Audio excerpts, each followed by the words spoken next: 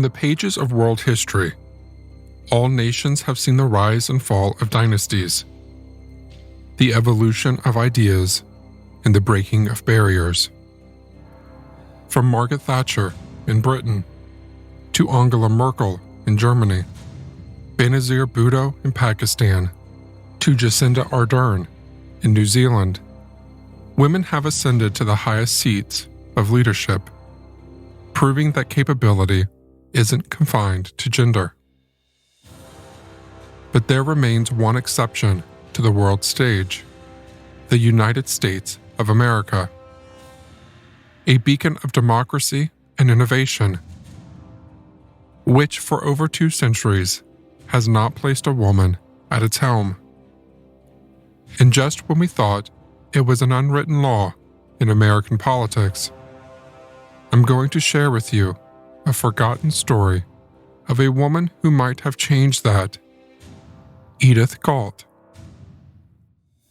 Was she truly America's first female president, hidden in plain sight?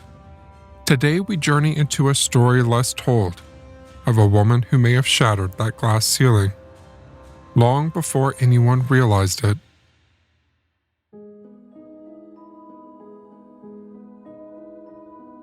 Welcome back to Hometown History, where today we're going to learn about possibly the very first, and so far the only, female U.S. president.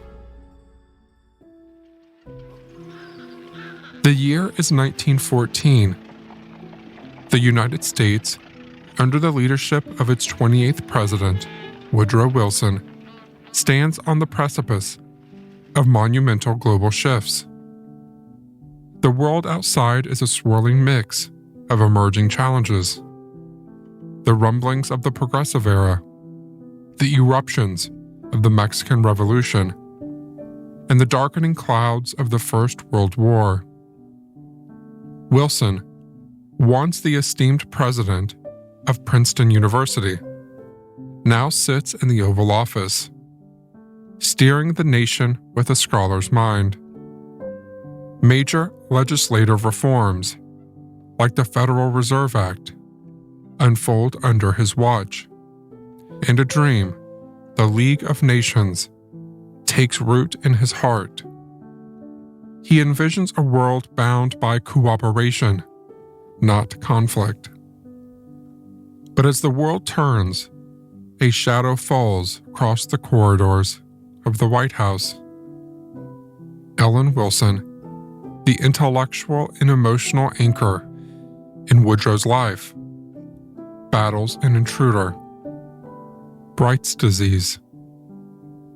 Every day, as the ailment tightens its grip, it drains the life of the First Lady, and the country watches with bated breath as its leader faces an enemy he cannot negotiate with.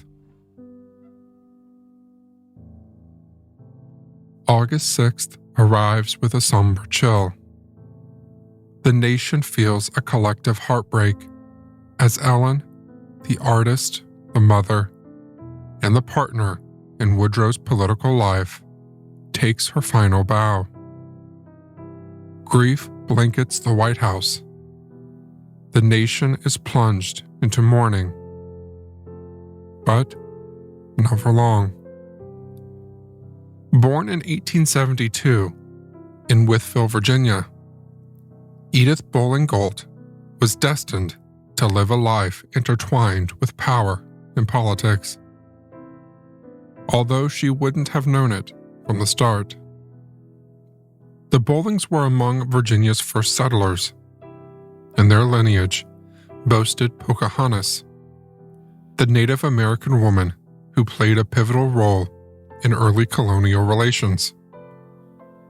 Edith grew up in an environment that blended the genteel traditions of the South with an undercurrent of resilience and independence.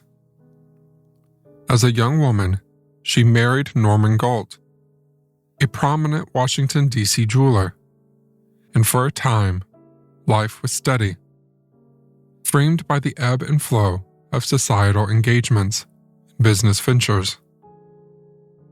Edith's powerful and analytical mind was barely utilized, as her husband flitted her from one party to the next.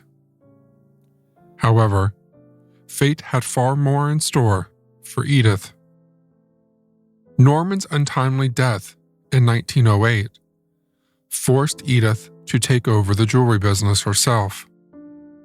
She learned she had a knack for business, and Norman's legacy continued under her leadership.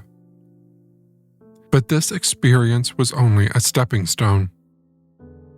In time, the two grieving souls, Edith Galt and President Woodrow, found their way to each other. Woodrow Wilson and Edith Galt's meeting is one of those intriguing tales that lends itself to the romantic chapters of American history. After the passing of his first wife, Wilson was consumed by a profound sorrow, leaving a void that many thought irreplaceable. But it was during this time of deep mourning that fate had plans to introduce him to Edith. Helen Woodrow Bones, a cousin of Wilson, and also his White House hostess, played the role of the inadvertent matchmaker. Aware of both Edith's recent widowhood and the loneliness enveloping the president, Helen likely saw similarities in their path, their grief, and their needs. Under the gentle push of familiar introductions, the two met. Perhaps it was the shared understanding of loss, or the immediate mutual respect of one another's intellect and strength. But what began as a casual introduction through a relative quickly transformed into a profound connection. Under the watchful eyes of Washington's elite and the nation at large, their bond grew rapidly. Wilson, smitten by Edith's intelligence, beauty, and spirit, began a courtship that was nothing short of ardent. Gifts, ranging from bouquets of flowers to beautifully penned letters, became a testament to his growing affection. It wasn't long before their relationship blossomed, leading to a secret marriage in 1915. The year is 1916. The American political scene is a whirlwind of energy and anticipation. Wilson secures another term as president, with the promise of keeping the nation out of the Great War raging in Europe. By his side, not just as a supportive spouse, but as a formidable companion, is Edith, his new bride. The corridors of power in Washington, D.C. buzz with whispers and side glances. Edith isn't just another First Lady. She's at meetings, privy to the nation's most closely guarded secrets. Some advisors shift uneasy in their seats, casting wary glances as she filters the president's mail and takes classified documents to her desk. A few guards grumble about protocol, while others are simply astounded by her audacity. But Woodrow's trust in her is unwavering, and that seals her position. By and by, she assumes more responsibilities, much to the dislike of the rest of the world. The world's discomfort with Edith's power and position become obvious when she accompanies Woodrow to the pivotal 1919 Paris Peace Conference. While not an official delegate, she's no mere spectator either. As the world converges on Paris, seeking a balm for the fresh wounds of war that torn continents apart, the visitors also whisper about the attendance of the First Lady. Beneath the grandeur of Parisian chandeliers, Edith is a force to be reckoned with. Beyond the formalities and state dinners, she finds herself at the epicenter of intense discussions.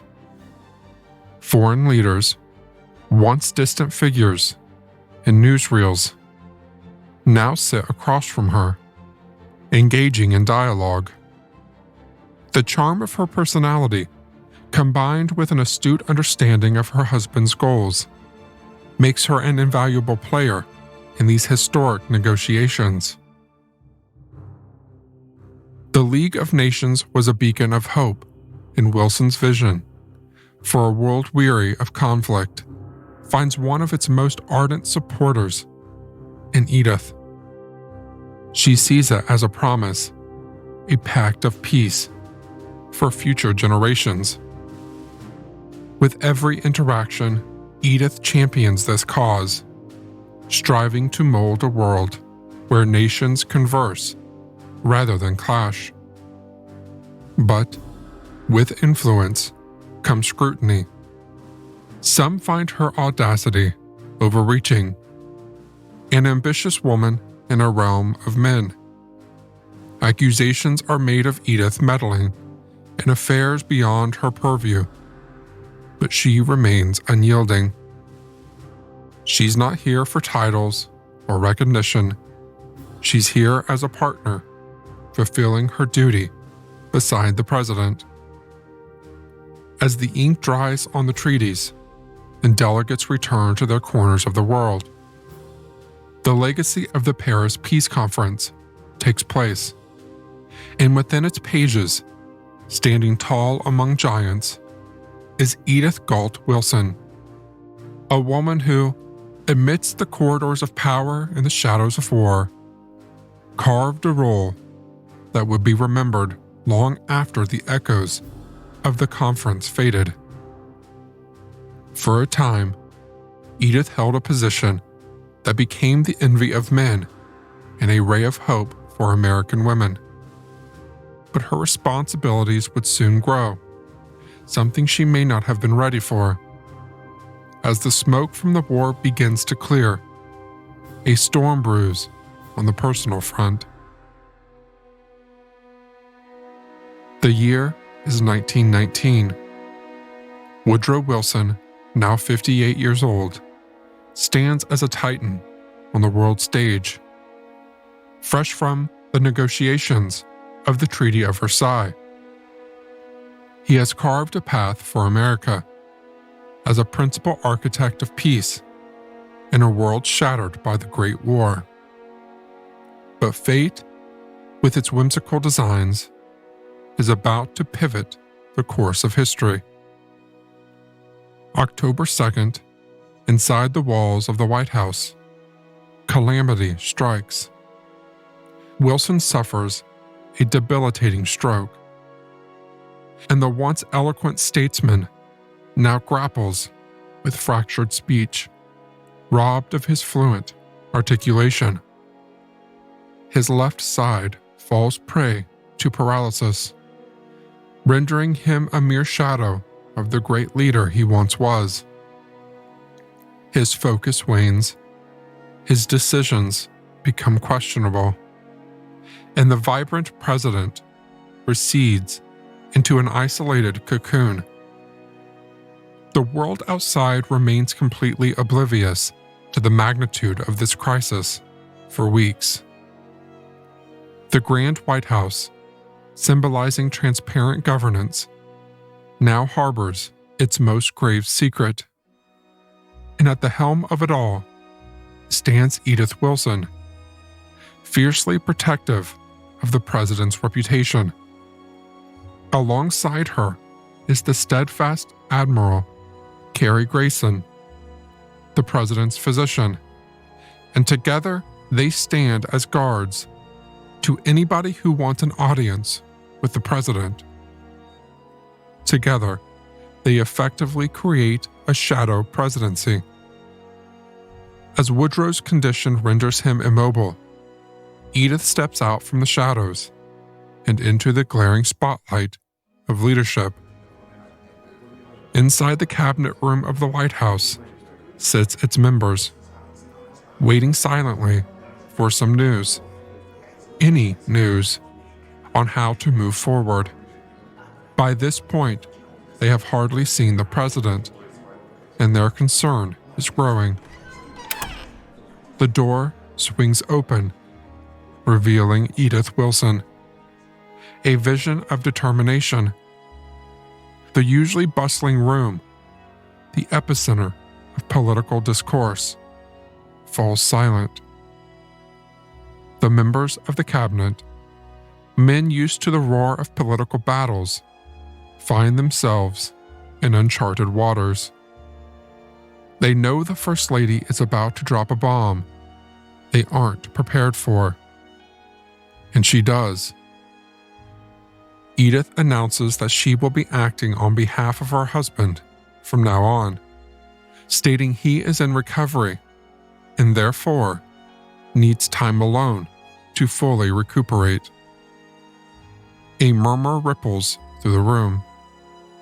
Eyes dart between one another, each seeking validation for the unease they feel.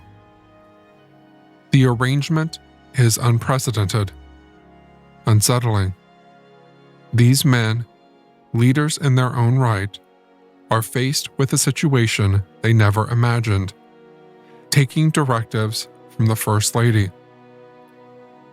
But as the weight of Edith's words settles, a begrudging respect dawns. As much as they are out of their element, Edith is out of her element too. Everyone is in uncharted territory, and the best thing to do is to work together to figure it out. With hesitation evident in their demeanor, they nod, signaling their reluctant agreement to navigate this political landscape with Edith at the helm. Throughout this time, the nation remains oblivious to the president's ailment. Not just politicians or emissaries, but even Wilson's doctors find themselves navigating through the First Lady's protocols.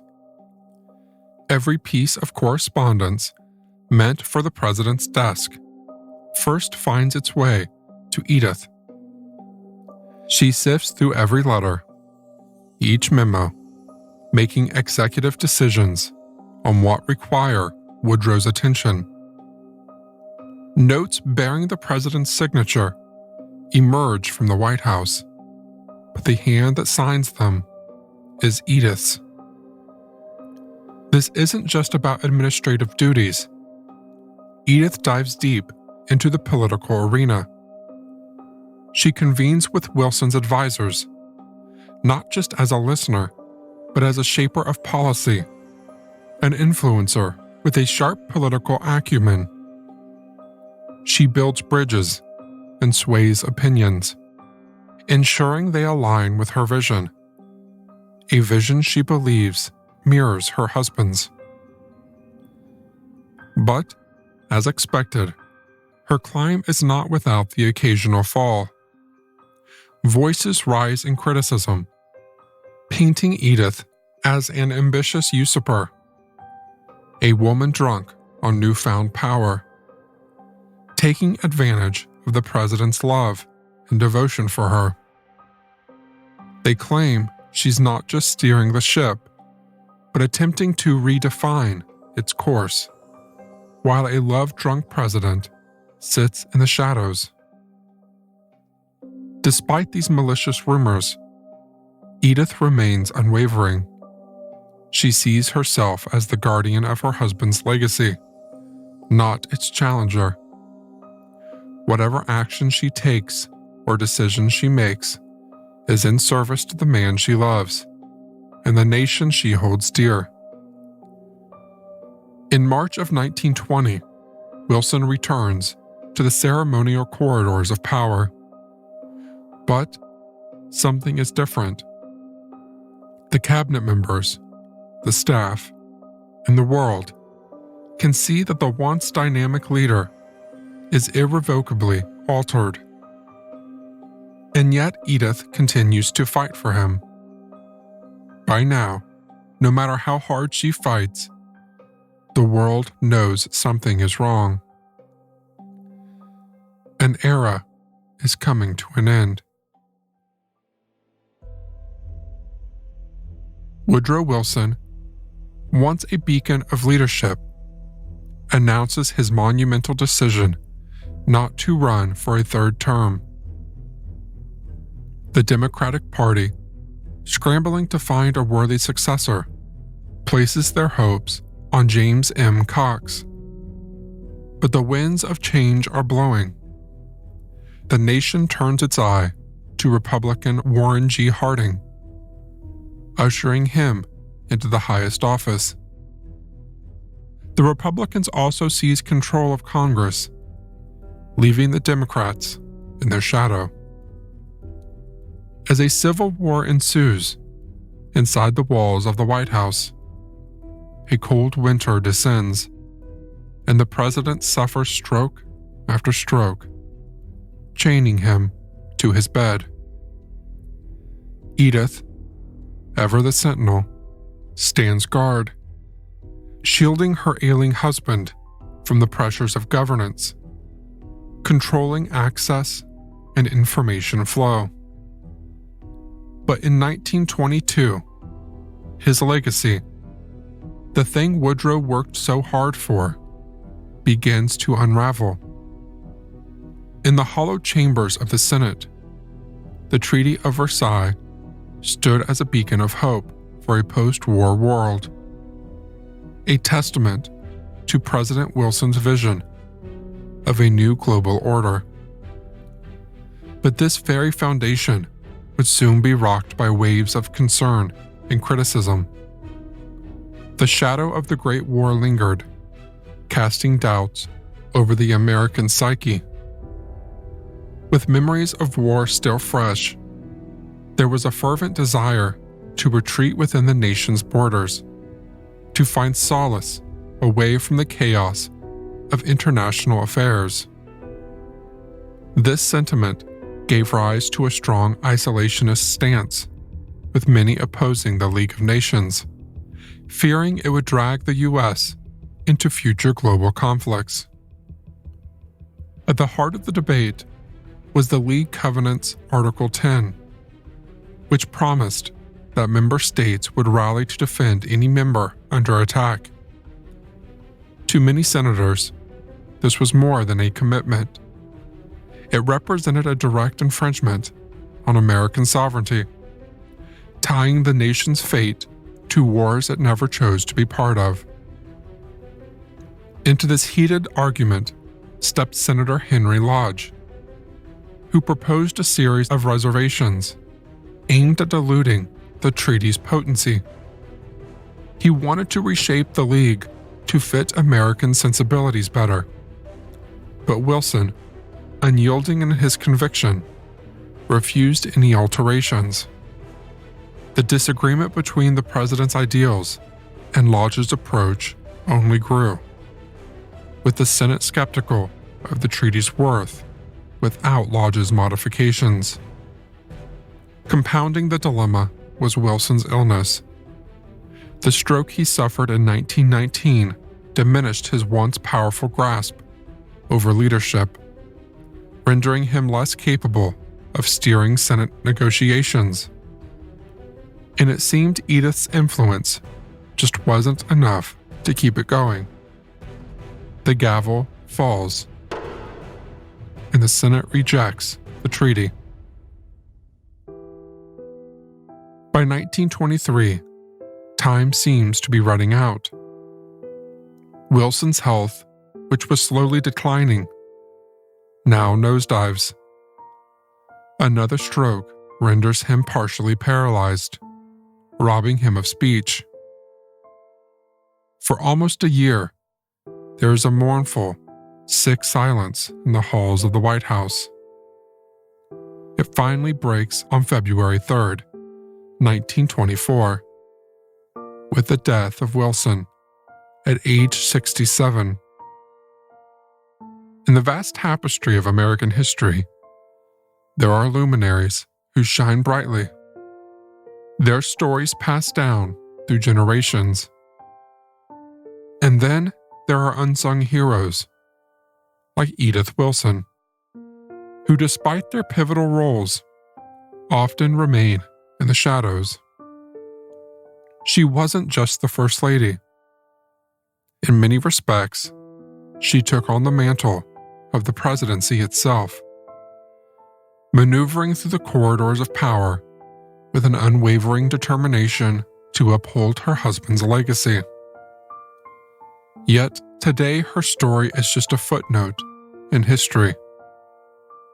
It's a remarkable testament to Edith's tenacity that during one of America's most trying times, she managed to not only safeguard the presidency, but also gain the trust and respect of Woodrow Wilson's advisors.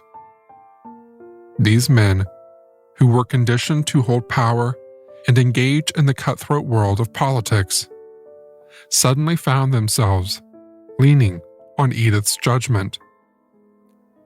How did she achieve this? It wasn't just her proximity to the president, but her innate ability to navigate complex political waters, to discern and act upon what was truly essential. Her dedication, combined with a keen political instinct, made her indispensable to the White House. As always, thank you for listening.